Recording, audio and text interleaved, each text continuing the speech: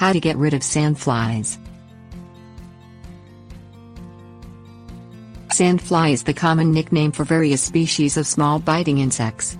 The tiny pests go by many other names, including sand gnats, no-see-ums, punkies, 5-aughs and biting midges. No matter what you call them, these summertime pests deliver painful bites when they pierce your skin to suck out your blood. Although sandflies don't normally reproduce indoors, they can become a problem inside of homes if they have outdoor breeding sites near doors and windows.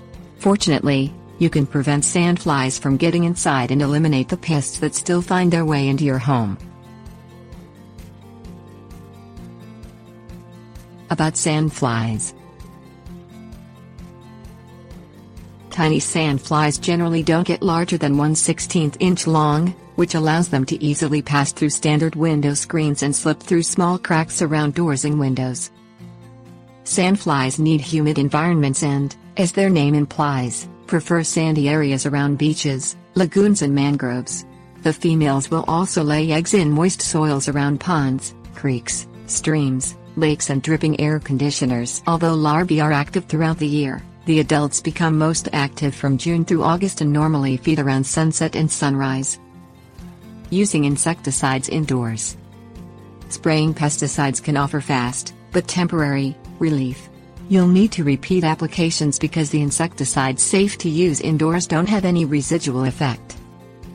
The Texas Agricultural Extension Service suggests using an aerosol spray containing pyrethrin. You can spot treat any sandflies that you happen to see, but don't spray more often than once a day. Some homeowners prefer using pyrethrin sprays for space treatments. In order to treat the entire space. Step 1. Make all people and pets leave the area. Step 2. Close all doors and windows. Step 3. Spray the product upward at a rate of 5 to 8 seconds for every 1,000 square feet of space. Step 4. Keep the treated area closed up for at least 15 minutes before opening the doors and windows.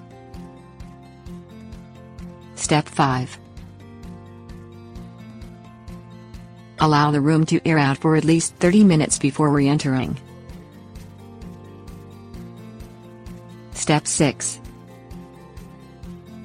Repeat applications as necessary, but not more than once a day.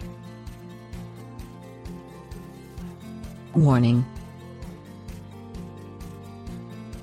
Remove pet food and water dishes from the treatment area before spraying.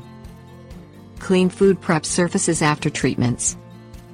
Reduce your risk of chemical exposure by wearing waterproof gloves, socks with shoes, long sleeves, long pants, goggles and a face mask. Pyrethrin-based insecticides are toxic to fish and other aquatic life. Remove an aquarium from the treatment area or seal it up before spraying. Increase airflow.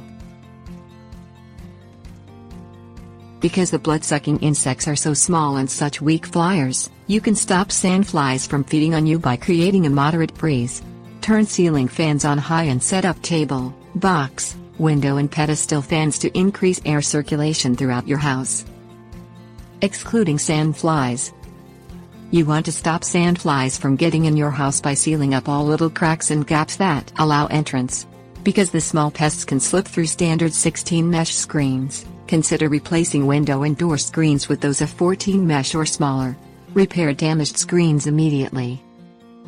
Screen other entry points, such as ventilation holes in eaves, outdoor vents and where cables run into the house.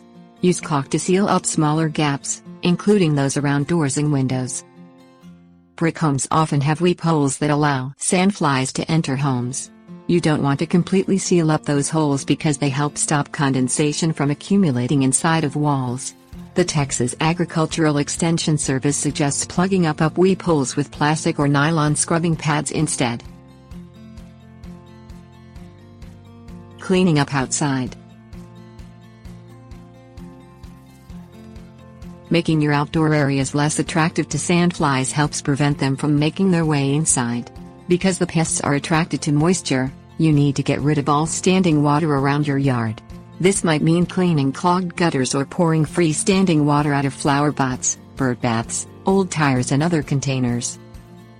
Limit the amount of vegetation around your home to reduce moisture and increase airflow, both of which can keep the pests from hanging around. Mow long grass short, rake leaves, prune out dense shrubs, get rid of lawn thatch and remove any mulch touching your home's foundation.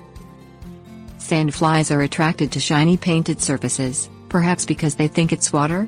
Rinse the pests off the exterior of your home with a strong stream of water from a garden hose.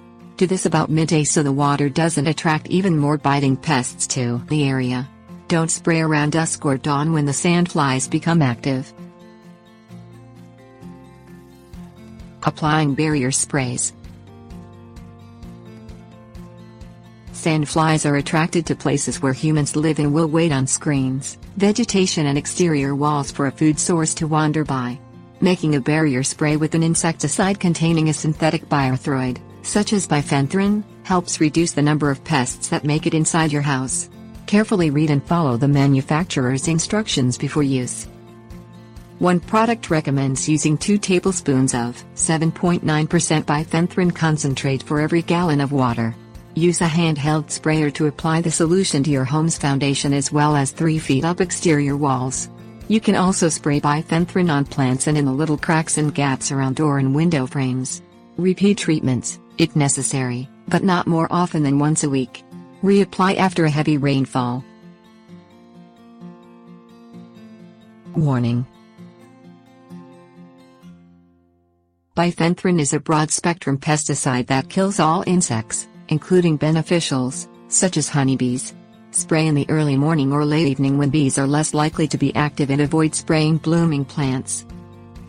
Bifenthrin is also very toxic to fish and other aquatic creatures. Avoid spraying the product near bodies of water,